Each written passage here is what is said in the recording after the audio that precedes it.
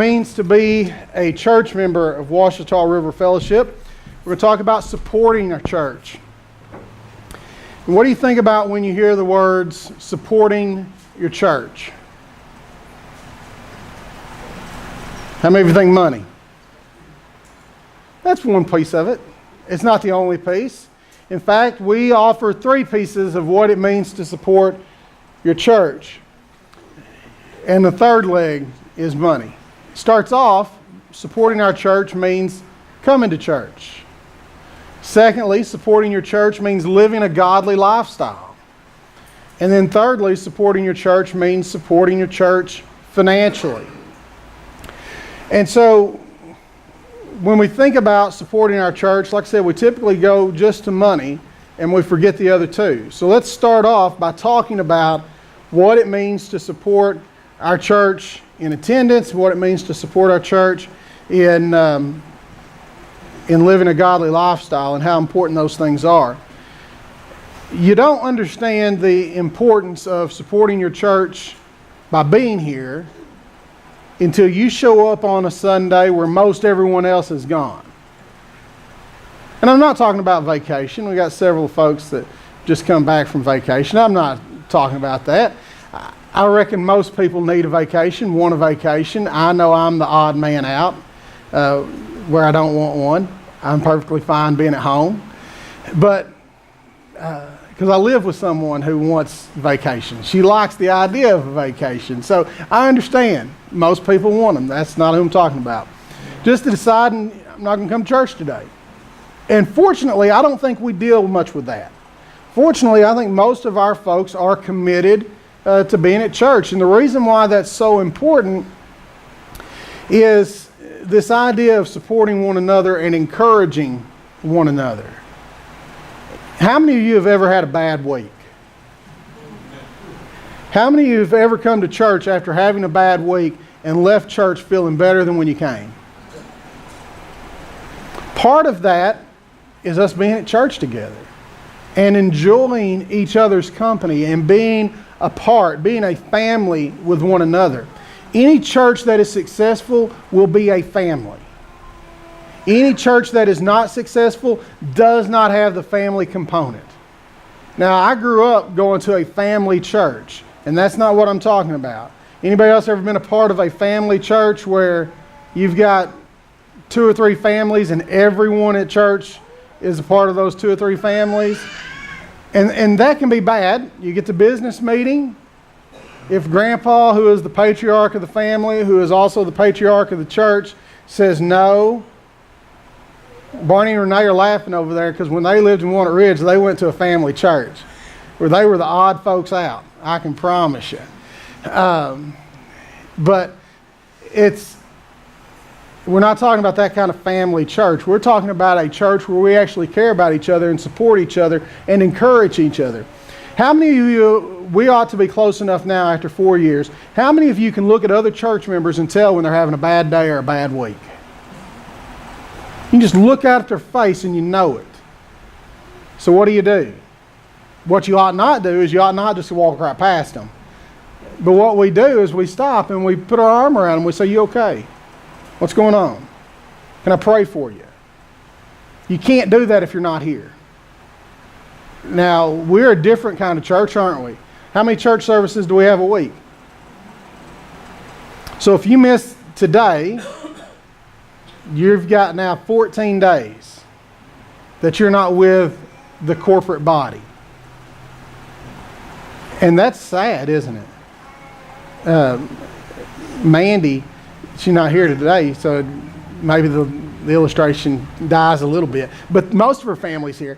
But the other day, Mandy texted me about small group because they'd been gone for 2 weeks on vacation, and just when they left and when they got back, it's been 2 weeks.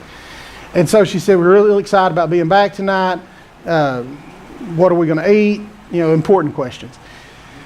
And so I just responded to her. I said, "I've really been missing you guys. It's like part of my family, and it's not just because we have the same last name, but it's like part of my family has been gone, and I miss you guys." And that's the way it has to be with us as a corporate body as well. When you're gone, that we miss you. But that when we're gone, you miss us, or whatever the case may be. When you're not here, you miss us, and you are missed.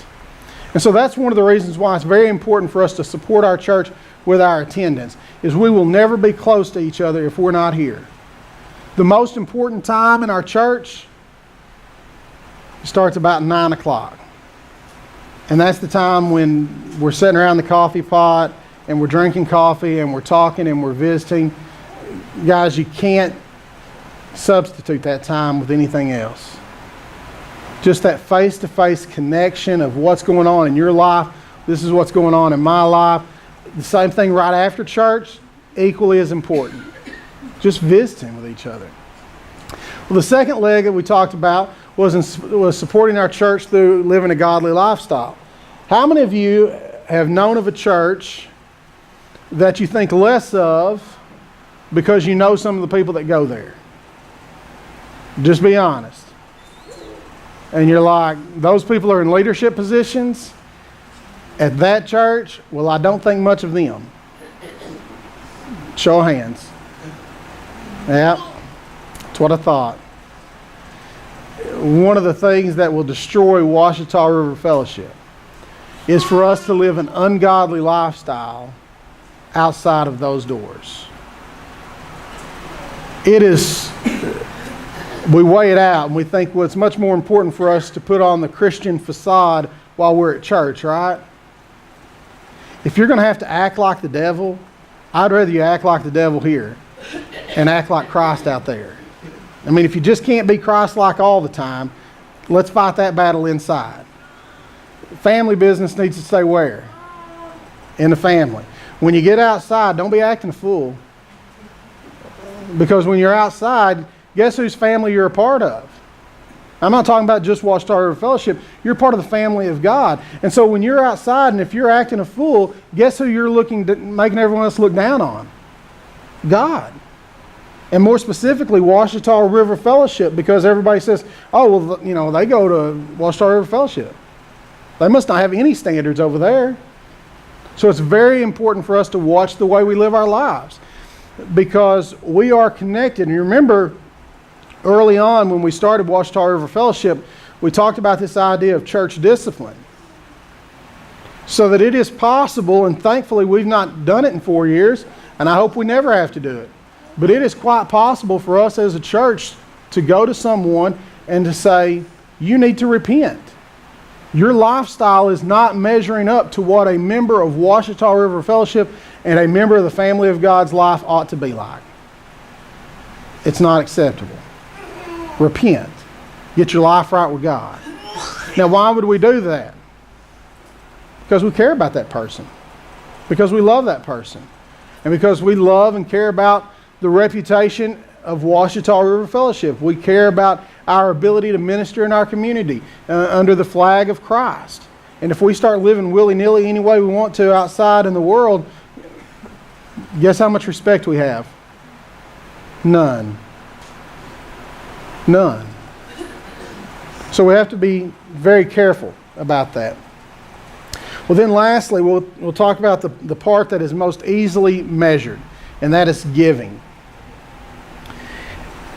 Rick Warren talks about spiritual gifts, and he says that one of the most dangerous parts of spiritual gifts is projection, where you project your spiritual gift on someone else.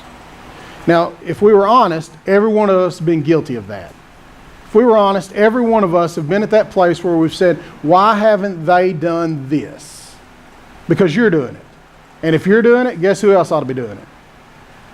Everybody, all right? Anybody ever, husbands or wives, I'm not going to be sexist, any member of your family start cleaning the house and look around and find that your partner is not cleaning the house while you're cleaning the house. And you have this thought, are they blind? Are they dumb? Because I'm cleaning the house. And if I'm cleaning the house, guess who else ought to be cleaning the house? They ought to be cleaning the house. That is projection. Just because you feel like it's time to clean the house doesn't necessarily mean that they're thinking it's time to clean the house. Growing up, On my dad, I don't sleep late. And the reason why I don't sleep late is because my dad wouldn't let us sleep late. And Dad would find, especially in the wintertime when he wasn't working, Dad would do laundry. And for Dad, the most perfect time to do laundry was about 5 o'clock in the morning. And so he'd get up, he's doing laundry, he's washing it, he's drying it. If you dry it, guess what else you got to do? You got to fold it and put away. So I swear, Saturday mornings by 6 o'clock, Dad wouldn't open my bedroom door. I'd be asleep. He wouldn't open my bedroom door and gently lay things on my bed for me to put away when I woke up. No, I'm convinced that he got a running start down the hallway just to kick my door open. Flipped the light on, and I said, Dad, what are you doing? I'm trying to sleep. Well, I got these clothes, I got to put them up. Why do you have to put them up now? Because they're dry. And I folded them. And I put them on hangers. So it's the perfect time to put them away. Well, we can do the same thing when it comes to giving. When I was a kid, I had a Jerry Clowers CD or cassette tape. And one of the things that he talked about was tithing in the church. And he went to his pastor, he said, and told him that he found a way to get more people to tithe. And his pastor said, how's that? And he said, we need to put a board up in the sanctuary with everyone's name on it that tithes.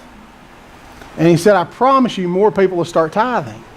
And he said the pastor didn't go for it. And he said, well, how about if we put it up in the fellowship hall? He didn't go for that either. But we have this idea of tithing is the be-all, end-all of giving. And folks, it's not. You can tithe and sin. Now I want you to hear me. You can give 10% of everything that you make, even before taxes. You can be superstar tither. Before taxes, you can give 10% of that number and commit a sin every time you write your check. You can give 5% of everything you make, and every time you write a check, sin. It has nothing to do with a dollar amount. It has everything to do with what's on the inside. So it's easy to make that case out of the New Testament because you don't find tithing in the New Testament. You find Paul saying that God loves a cheerful giver. But to make this point even more clear, then let's go to the Old Testament and let's look at Micah chapter 6. And we'll begin in verse 1. He says, hear now what the Lord is saying. Arise and plead your case before the mountains, and let the hills hear your voice. Listen, you mountains, to the indictment of the Lord, and you enduring foundations of the earth. Because the Lord has a case against his people, even with Israel he will dispute.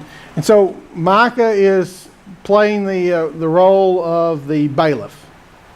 And so he is announcing, court is now in session. Everybody pay attention because God is about to speak. He has a case against his people. And so this is what God then says. He says, my people, what have I done to you, and how have I wearied you? Answer me. Indeed, I brought you up from the land of Egypt and ransomed you from the house of slavery, and I sent before you Moses, Aaron, and Miriam. My people, remember now what Balak, king of Moab, counseled, and what Balaam, son of Beor, answered him. And from Shittim and Gilgal, so that you might know the righteous acts of the Lord. And so God makes this pronouncement against his people. And he says, what have I done to you? You're not worshiping the way you ought to. You're not living the way you ought to. It's like you've turned your very backs against me. What did I do to you? How did I weary you? And so the people then respond, beginning verse 6. And I just think, if you ever want to know what an arrogant answer looks like, this is it. Micah chapter 6, beginning verse 6. With what shall I come to the Lord and bow myself before God on high? And so he's really using, it's hard to see here in English, but in Hebrew, he's really using very flowery language to talk about the majesty of God and how exalted God is. And so it's kind of like he's pouring it on. Dad never was much on me saying sir to him. I don't know why, but he wasn't. but I know that you ought to, especially when I get in trouble, I'd say, yes, sir. And he'd say, don't you start that sir stuff with me. Because he knew that we'd use that expression, he knew I was just blowing smoke, right? Nobody wants any smoke blown. That's exactly what the people of Israel are starting to do to God. They're building him up. They're throwing all this flowery language to him. And oh, the Most High, what do we do? What do we do? Shall I come to him with burnt offerings, with yearling calves? Does the Lord take delight in thousands of rams, in 10,000 rivers of oil? Shall I present my firstborn for my rebellious acts, the fruit of my body for the sin of my soul? Overboard. Now listen, what they're trying to do is they're trying to buy God off. Well, God, we realize that you're a little upset. Let me get my checkbook out. What do you want, God? You want thousands of rams? You want 10,000 rivers of oil? God, do you want my firstborn? The very fruit of my loins? Would that make you happy? Would that pacify you? We live in, and it's not just our society, because apparently they were doing it here with Micah as well. We live in a world that has taught us, if you've got a problem, throw money at it. Guess what doesn't work with God? You can't buy God off. So he says, God, you want me to just bring you the best I have of everything? Verse 8. I'm convinced that as much as you memorize John 3:16, you need to memorize Micah 6:8. This needs to be a life verse for every one of us, because if you could measure up to Micah 6:8, you're living the life. You're living the way you ought to live. He has told you, O man, what is good, and what does the Lord require of you but to do justice, to love kindness, and walk humbly with your God. So he begins. He says, just being silly. He's told you what he requires of you. You can't just write a bigger check to make God happy. That's not the support. I mean, our tithes and offerings down here? Yeah. Could we use more money? Yeah. Is that our primary need? No. Our primary need starts here. And I'm convinced that when we do this, guess what else gets taken care of? Everything else. Because it all starts with a right heart. So he says, he's told you what he requires of you, and he's told you what's good. To do justice. To do justice is to look out for the less fortunate. We live in a world that is waiting to take advantage of people. Do you realize that? I mean, they're just preying on people.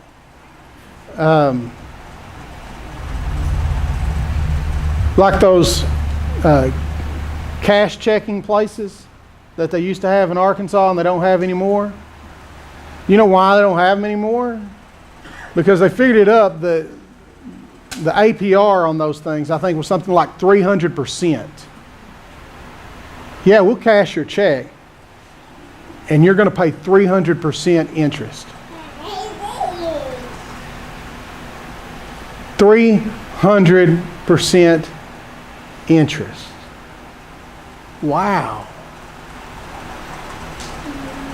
As believers, we have a God-given responsibility to look out for people and to make sure that they're not taken advantage of. To make sure that, and that's hard, isn't it? It is hard to be a political conservative and a godly Christian at the same time, because we have trouble finding that balance of where the government ought to step in and where the government ought to get out of our business, and do we have a big government, do we have a little government? But guys, we have a God-given responsibility to make sure people aren't taken advantage of. That's the do justice part. The second part, he goes on then, he says we're doing justice and to love kindness. Again, it's not just enough to make sure that people aren't taken advantage of, but then how do we treat those people when we meet them one-on-one?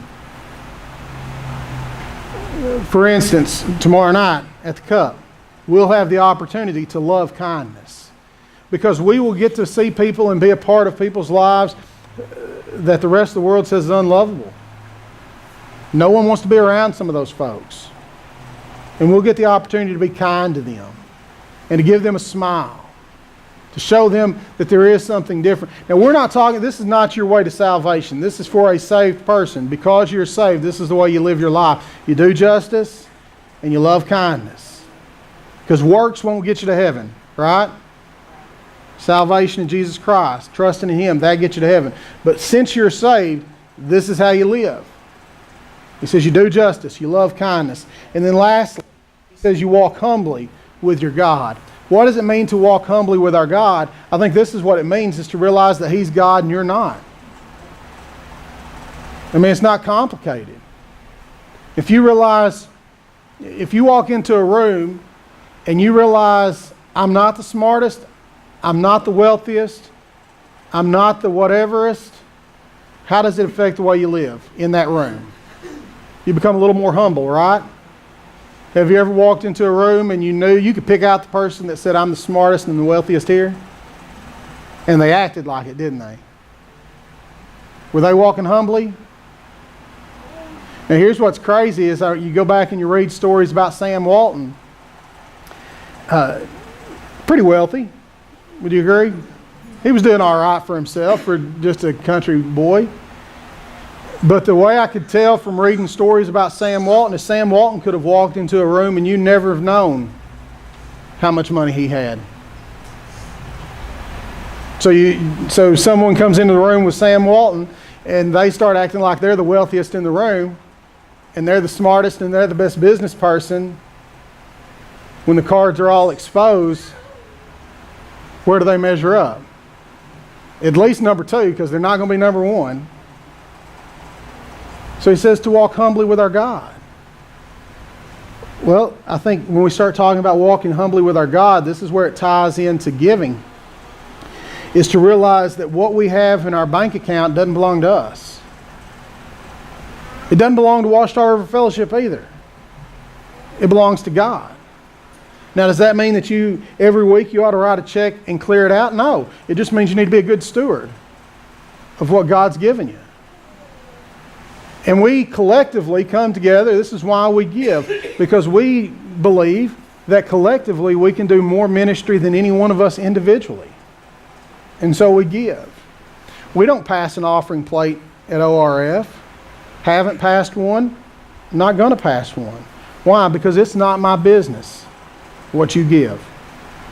I don't know what you give. Don't want to know what you give. Not going to know what you give. Don knows that answer because Don's going to send you or hand you a piece of paper at the end of the year saying this is how much you gave. That's it. It's between you and God. But if we get to the place where we're trying to keep it from God, guess who loses? I lose and you lose. So we have 2 options, and I'm not talking about just giving here, but the way we treat other people and the way we help other folks that we run into on the street. If we try to live like this and try to hold it, this is how much we can get. You see that? You can only put so much in here, and that's it. But if we open up the bottom of that and create a funnel, how much can God give us then? It is infinite. So, are we going to be a bowl? Or are we going to be a funnel? As a church, we've committed ourselves to always being a funnel. We don't have huge bank accounts. We don't do huge savings accounts where we're going to sit on money. We've been down that road before. So we're not going to be this.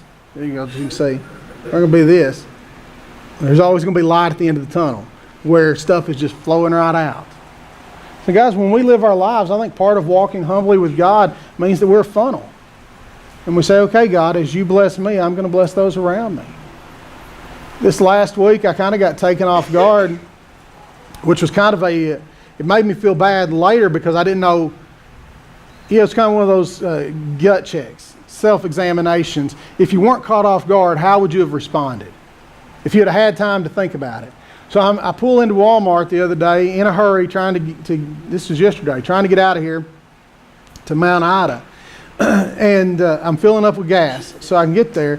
And this lady says, she pulls up right beside me, looked like she was probably early 60s, nice dress, nice car, and she just walks around the gas pump and she says, "Excuse me, sir, can you help me with some gas?" And I'm thinking, oh, this is sweet. I'm going to get the opportunity to pump some gas for this lady. And I said, sure can. And she said, well, I think all it'll take is $6 or $7.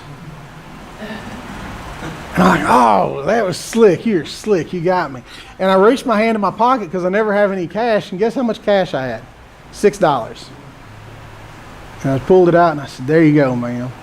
And she looked at me and she said, well, God bless you. She said, I'm trying to get to Nashville. She said, my car is almost full with gas. She said, I was just trying to get it full so I don't have to make another stop between here and there. And I said, okay, Nashville, Arkansas. They're Tennessee, not Nashville, Arkansas. And I said, okay, ma'am, that's fine. And she said, may God bless you. And then I got in the truck and I'm thinking, now if she hadn't been so slick, and I don't think she was purposely being slick, but I'm thinking, if she hadn't been so slick, what would I have said? Because we justify it, don't we? Because even though it's $6 in my pocket, I could have justified saying no by, that $6 is not earmarked for you. That $6 is earmarked for me or for something else. But so I felt bad about myself because I couldn't come up with an answer of what would I have done. And then, so like I said, I felt bad. My goal is to not feel bad. I want to be able to have right answers every time and say, this is what I would have done. In the long run, that $6 may have been a game changer for her. It's been 24 hours. Was that $6 a game changer for me? No. Because if I hadn't given it to her, I'd have found some other way to blow it. Right? So guys, let's start doing some self-examination and asking ourselves, are we bowls or funnels? Are we bowls or are we funnels? And I mentioned this 3 or 4 weeks ago when I told you that we'd be talking about giving. Here's the principle I think the New Testament teaches about giving and how much you ought to give. You sit down with God and say, God, what do you want me to give? Now, can you say that? Can you ask that question? The answer is yes. You can ask that question. God, what do you want me to give? And then give it. Because God's going to give you an answer. But when you make that commitment to God, you want to follow through with it. Okay? Ananias and Sapphira. Anybody remember that story? What did they tell God they were going to give him? Everything. Did they give him everything? Nope. They kept a portion back for themselves. And what happened to them? They died. Instantly. But before they died, this is what Peter said. Peter said, when it was yours to do with what you wanted to. You never had to say you were going to give it all. You could have said, God, I'm going to give you this much. But instead, you said, God, I'm going to give it all to you. And then you didn't. And that's when you got in trouble.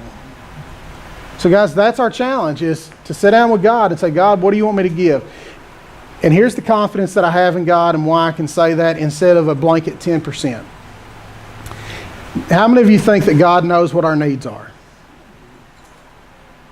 God knows what we need as a family. God knows what we need as a church. So if every one of us honestly ask God, God, what do you want me to give to Ouachita River Fellowship for the ministries of this church? How many of you think that God's going to lead us as a group to give what we need? It may never build a huge bank account. Is that okay? Don't need that, do we? In Deuteronomy, we're told that when we pray about our needs, that we should say this, God, don't give me less than I need. Because if you give me less than I need, I'm going to assume that you don't care about me. God, don't give me more than I need, Because if you give me more than I need, at some point I'm going to quit depending on you, and I'm going to depend on myself. So every day, God, give me what I need. Jesus echoes that in the Lord's Prayer, doesn't he? When he says, give us this day our daily bread. It is not give us this day what we need for this month. Give us today what we need for today. And tomorrow I will wake up and trust you again. And the next day I will wake up and trust you again.